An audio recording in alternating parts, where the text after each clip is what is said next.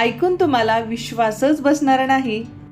हे बघा, अगदी क्रीमी टेक्स्चरचं दाटसर स्वरूपाचं रेस्टॉरंट स्टाईल चविष्ट असं स्वीटकॉर्न सूप आज आपण फक्त 10 मिनिटांमध्ये घरी बनवलेलं आहे। पावसाळ्यामध्ये स्वीटकॉर्न सूप प्यायची मज्जाच काही वेगळी आहे, पण रेस्टॉरंटमध्ये आपण जेव्हा जातो तर हे सूप चवीला इतकं चविष्ट लागतं आणि त्यासोबत त्याला एक छान क्रीमी रेशमी दाटसरपणा असतो। पण घरी बनवल्यानंतर हा दाटसरपणा येत नाही, चवीमध्ये सुद्धा बदल होतो। तर काय चुकते हे आज आपण या व्हिडिओमध्ये बघणार आहोत। त्यांची एक सिक्रेट पद्धत आहे ती आज आपण व्हिडिओमध्ये बघणार आहोत। चला तर मग टिप्स अँड ट्रिक्स सोबत आजचं हे रेस्टॉरंट स्टाईल रेशमी दाटसर स्वरूपाचं स्वीटकॉर्न सूप कसं बनवायचं ते बघूया।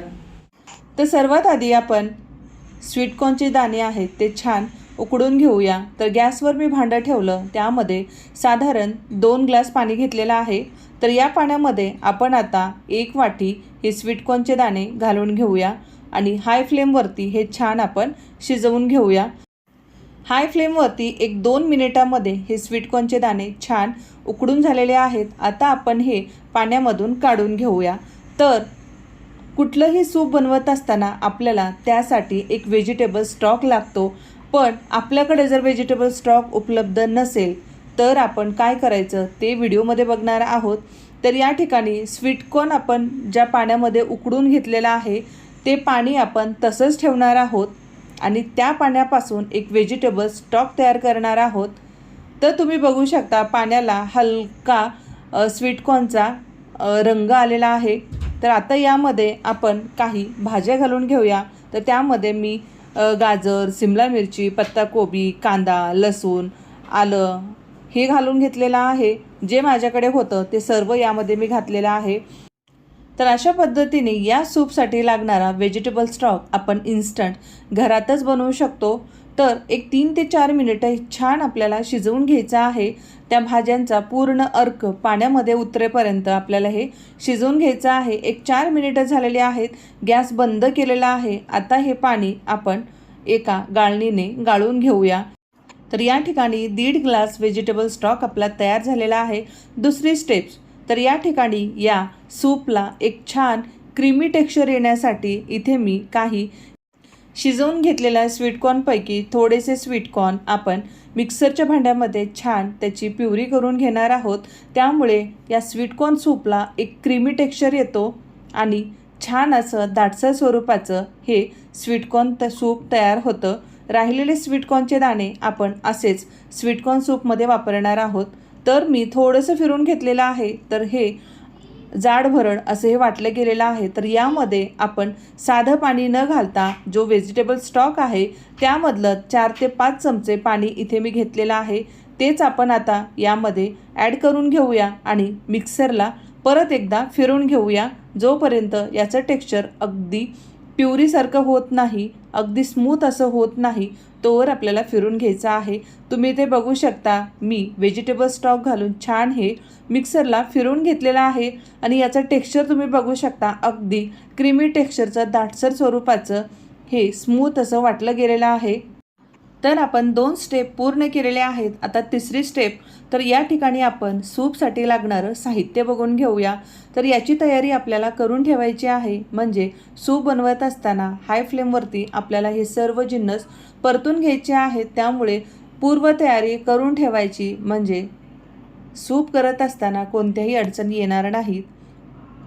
तर या ठिकाणी घेतलेलं साहित्य आणि त्याचं योग्य असं प्रमाण मी डिस्क्रिप्शन बॉक्समध्ये दिलेलं आहे, तुम्ही तिथे जाऊन ते चेक करू शकता।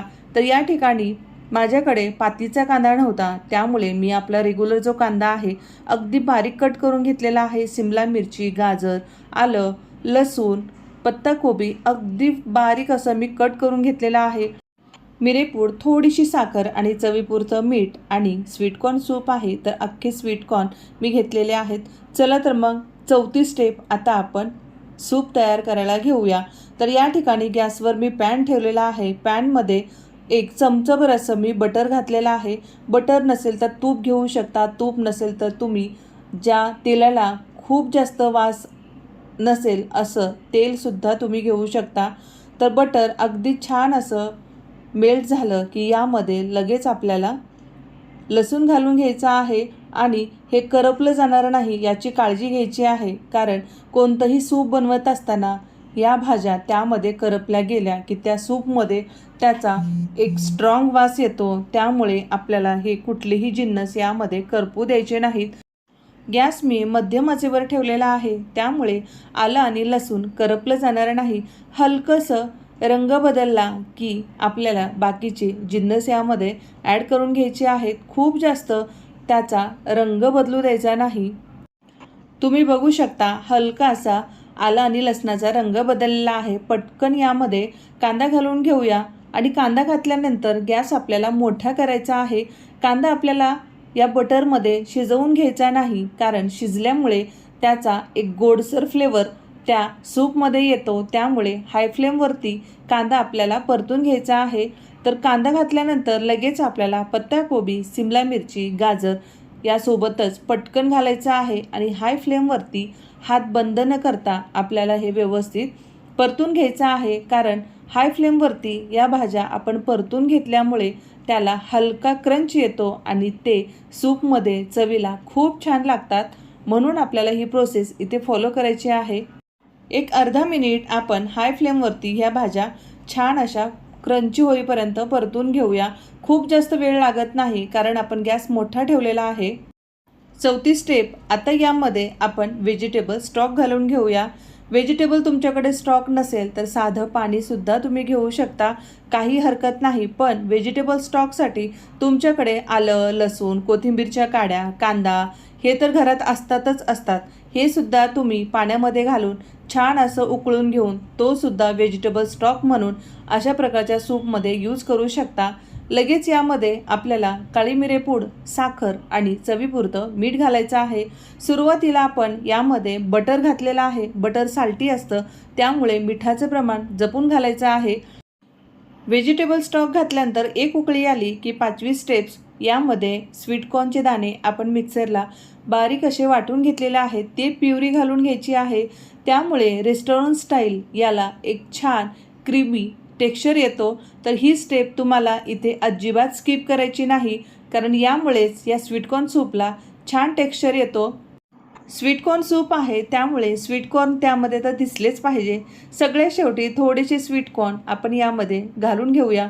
6वी स्टेप्स, आता यामध्ये याला एक रेशमी दाटसर टेक्स्चर येण्यासाठी अर्धा चमचा कॉर्नफ्लोअर पाण्यामध्ये मिक्स करून आपण यामध्ये घालून घेतलेला आहे।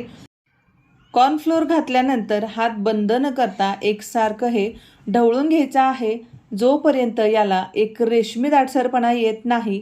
आता या ठिकाणी तुमच्याकडे जर कॉर्नफ्लोअर नसेल तर यामध्ये तुम्ही काय घालू शकता, यामध्ये तुम्ही नाचणीचं पीठ अगदी थोडंसं चमचाभर पाण्यामध्ये मिक्स करून घालू शकता, तांदळाचं पीठ घालू शकता। पण तुम्हाला कोणतेही पिठं वापरायचे नसतील तर स्वीटकॉर्नचे दाणे मिक्सरच्या भांड्यामध्ये जास्त प्रमाणात घ्यायचे आणि त्याची फाईन अशी प्युरी करून तुम्ही यामध्ये घालू शकता। त्यामुळे सुद्धा या स्वीटकॉर्न सूपला छान दाटसरपणा येतो। तर आता आपण कॉर्नफ्लोअर घातल्यानंतर 1 मिनिट झालेला आहे आणि याला एक छान टेक्स्चर आलेला आहे, तुम्ही बघू शकता। कॉर्नफ्लोअर घातल्यानंतर तुम्ही पटकन गॅस बंद केला तर त्या सूपला तो शाईन टेक्स्चर येणार नाही, त्यामुळे एखादं मिनिटभर आपल्याला कॉर्नफ्लोअर घातल्यानंतर हे उकळून घ्यायचं आहे। तर फायनली 1 मिनिट झालेला आहे आणि आपलं सूप तयार झालेलं आहे। गॅस बंद करून घेऊया। तुम्ही बघू शकता खूप क्रीमी आणि दाटसर स्वरूपाचं हे सूप तयार झालेलं आहे। चला तर मग पटकन गरमागरम हे स्वीटकॉर्न सूप सर्व करून घेऊया। तर याचा टेक्स्चर तुम्ही बघू शकता, याचा रंग बघू शकता। अगदी हॉटेल रेस्टॉरंटमध्ये तुम्ही ज्या पद्धतीचं स्वीटकॉर्न सूप पिता, अगदी तसाच रंग, तशीच चव घरी आज आपण बनवलेली आहे। तर तुम्हीसुद्धा नक्की हे स्वीटकॉर्न सूप एकदा ट्राय करून बघा आणि एकदा याची टेस्ट घेतल्यानंतर परत तुम्ही आवडीने बनवाल, हे खात्रीशीर मी तुम्हाला सांगू शकते।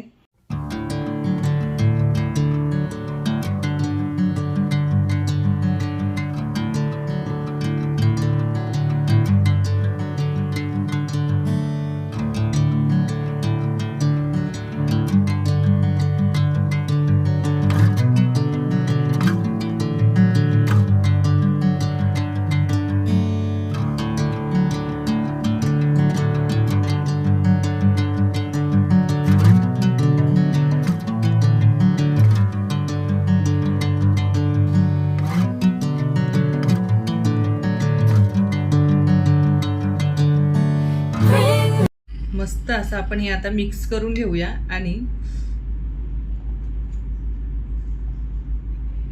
खूप छान झालेला आहे आणि मस्त त्या ज्या भाज्या आपण त्यामध्ये घातलेल्या आहेत त्याला एक छान क्रंच आलेला आहे.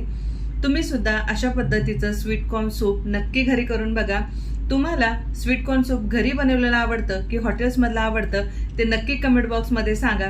तर अशा पद्धतीने आज आपण हे स्वीट कॉर्न सूप बघितलेलं आहे. तर आजची ही रेसिपी तुम्हाला कशी वाटली ते कमेंट बॉक्समध्ये कमेंट करून सांगायला विसरू नका. परत भेटूया अशाच एका नवीन सूपच्या रेसिपी सोबत. तोपर्यंत धन्यवाद.